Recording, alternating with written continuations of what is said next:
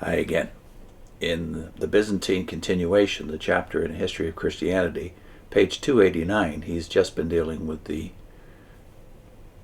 conquests, the early gains of Islam and the Muslim world, specifically the Arabs, in the 7th century. He continues, the conquests of the Arabs by no means meant the early extinction of the Christian communities in the realms of the caliphs. Arab Christians, of whom there were many, were in theory required to become Muslims, for Mohammad is said to have declared that there could not be any other religion in Arabia than Islam. Yet many Arab Christians were allowed to retain their faith, and in return were heavily taxed.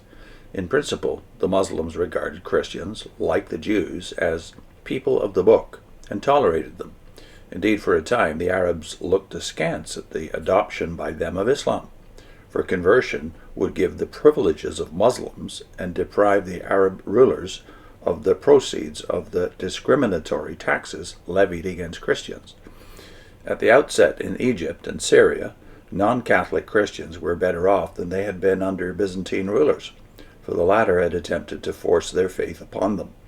So too, in the former Persian realms, Christians, notably those who were most numerous there, the Nestorians, were freer than they had been under the Zoroastrian princes.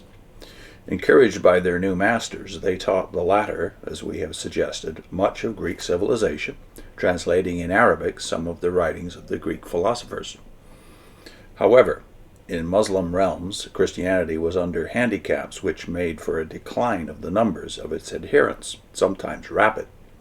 At the time of the Arab conquest, many, particularly in North Africa, where the prevailing faith of Christians was not Monophysite or Nestorian, but Catholic, took refuge with their fellow Catholics in Sicily and the south of Italy. They thereby reinforced the Greek element, already strong in those traditionally Greek regions, in the churches in these areas. Others went to Spain, Greece, Gaul, and even Germany. This exodus dealt what proved to be a fatal blow to the Christianity of North Africa. As was to be expected, nearly everywhere the Arab conquests were followed by extensive defections to Islam. Occasionally, but infrequently, these were accomplished by force. Some were from the conviction that the Muslims were right in proclaiming Mohammed to be the true prophet of God and to have a later and higher revelation than Christianity.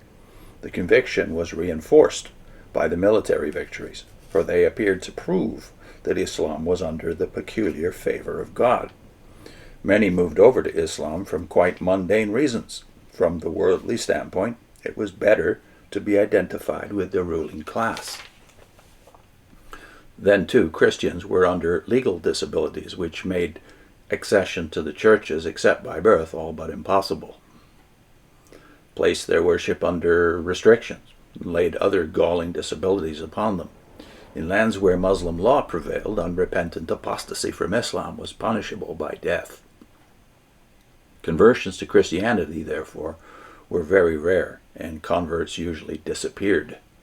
Christians might retain their churches, although some of these were turned into mosques, but in theory they could not build new ones. They were prohibited from displaying their faith through public religious processions or by loud church bells, possibly following the precedent of the Zoroastrian Persians with religious minorities. The Muslim Arabs required Christians to wear a distinctive badge or garb. Christians were not allowed to serve in the armies, but instead a special head tax was levied on them, on men who normally would have been able to bear arms. For purposes of administration, another device was taken over from the Zoroastrian princes, or Persians. Each of the Christian communions was treated as a distinct community and was placed under its ecclesiastical head. The latter was given authority over the members of his flock and was held responsible for them. In later centuries, these communities were called Melchites or millets. Catholic Christians in communion with Constantinople were quite understandably regarded by the Arabs with special suspicion, and for many years were not allowed to have a community organization under their own head. They were known generally as Melchites or Malkites, from a Syriac word meaning king, for they were the ones who were obedient to the imperial commands, and therefore belonged to the king's church.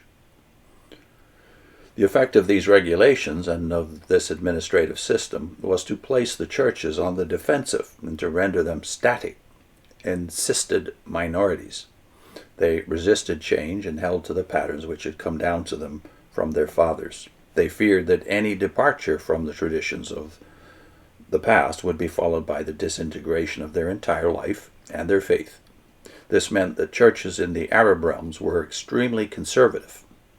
Under these circumstances, the churches in the Muslim domains, those of the Arabs and their Muslim successors of later centuries, many of them Turks, were tenaciously persistent, but slowly lost ground. The rate of decline varied from country to country. In Arabia, most of the Christian communities seem to have died out before the 10th century. In North Africa, the decay was marked, but somewhat less rapid.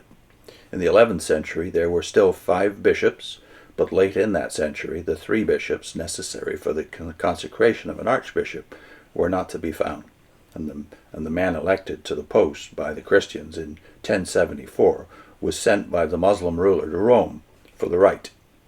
In Nubia, south of Egypt, Christianity persisted well beyond the 13th century, but eventually disappeared, not to be renewed until the 19th century, and then by missionaries from Western Europe. Elsewhere, the churches continued, but even in the 20th century were still dwindling.